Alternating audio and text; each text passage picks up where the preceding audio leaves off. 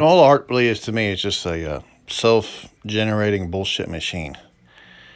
You basically are constantly reflecting on your own history and past, and maybe that makes you kind of narcissistic. I don't know. Your own journal, your own intuition, your own. There's a whole track to it. Every painting you make, there's a track record to it. It's one project goes to the next. It's not separated. It's like one long continual chain or link, and whether you can see it or not is really up to your own emotional clarity to this whole mess. Basically, it's like you're kind of like trying to resolve a puzzle. A puzzle of drama that you would see or hear about, and you come up. The excitement of it is sort of like, for at least for me, I bet I'm 51 years old now, so I'm kind of like reflecting on. You got to know what motivates you. That's always been a key question of anything I've ever done over the years. You got to know what motivates you to make it. I always kind of throw that same question on a lot of artists I've met over the years. What truly motivates them to make stuff? Because that's actually that'll show you the shelf life of their production right there on the spot. And to me, I've always kind of came back with, you have to really love it. You really love what you're doing and really get into it and find it fascinating. And ask questions as to like how you can either improve it.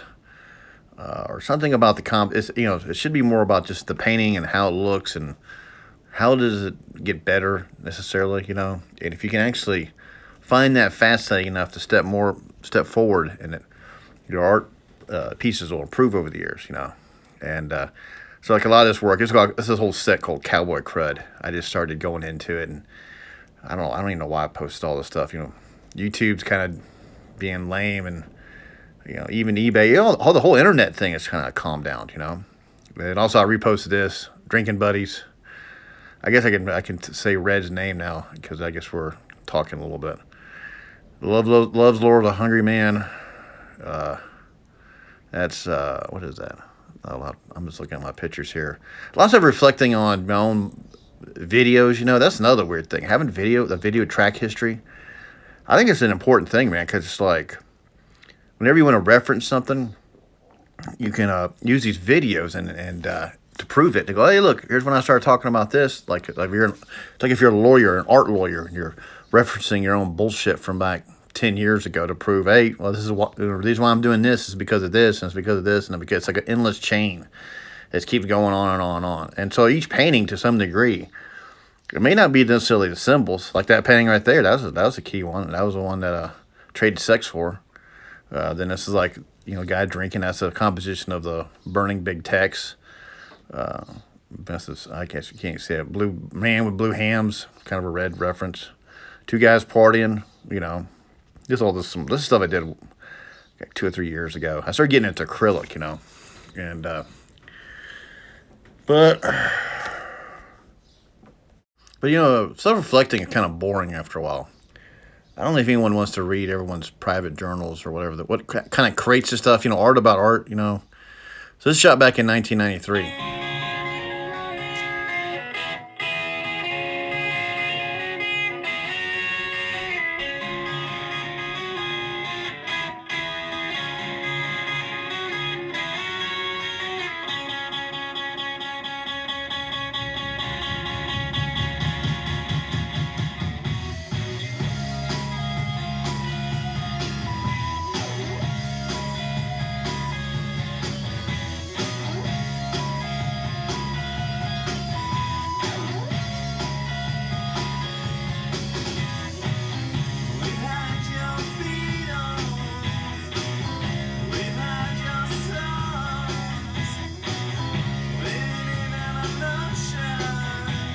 Yep, that apartment actually burned down, and it was a big deal in San Marcos.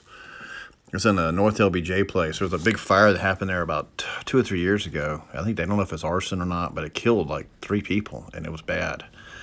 My building was, it was taken down too. I happened to be over there just to drive by, and it's not even there no more. But just what I was doing, the irony, when you look back on it, I go, man, what the fuck has really changed here?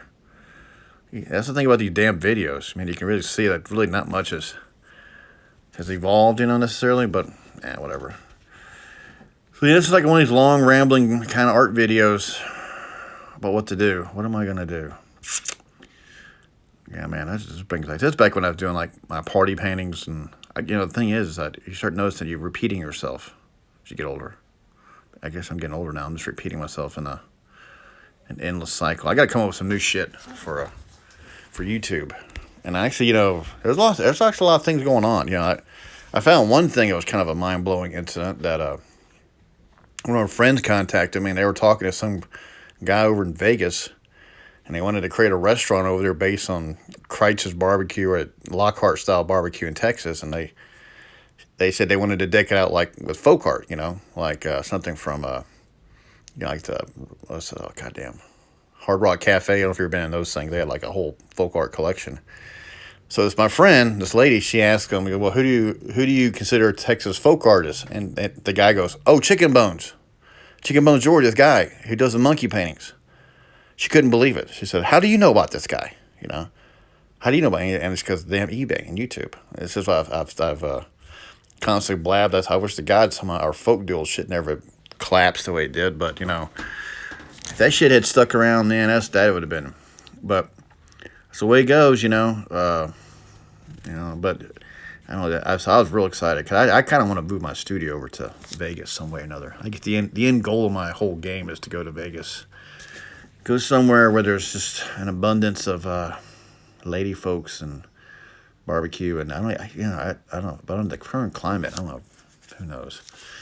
But that'd be my ideal dream. It's to like have a studio somewhere and you're looking out and there's this constant. It's like you're painting in a bar full of just cheesy women who are basically kind of drunk and flirting with you all the time and keeping you in constant state of adulation. I don't know. I've always thought that was ideal, but being out here in West Texas, that's not really realistic at all. This is from my show. That's a Dale Bisbee character off of YouTube. Some like 67-year-old man. And there's another barbecue painting. I actually sold this compliment to that. And then I sold this thing. It was like a collage of my hot dog heads. I'm amazed people are buying it, And there's some more random collections of stuff. Sold this one here just recently. I shipped it out. It's there, man. I had some other guy contact me up in New York, wants to buy barbecue paintings. I was like, well, fuck. This is like I gotta get back on it and paint like an old master style barbecue painting. Like something that's in there is silly, but it has to be executed well. It can't just be cartoony, and that's the thing about a lot of these people. They don't put the amount of work and detail it takes to make the painting look rich. It has to have kind of a density to it, but also be loose. That's sort of my shtick, that was a funny one there. This, I don't know why I put this one in. I found this character on YouTube. Like she was like some crackhead, and some guy was asking her questions. She was smiling and trying to act like normal and stuff. It was just incredible, shots from there.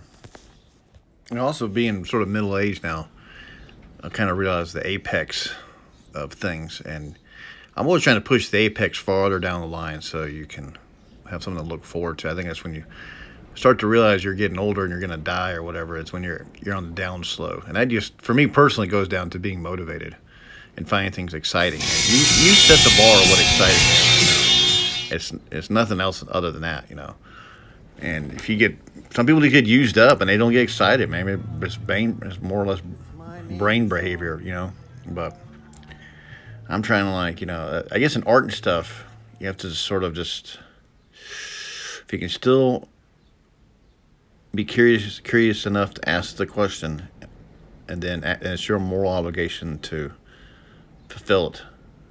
Are you excited enough to keep it going? Because art's kind of boring when it gets down to it.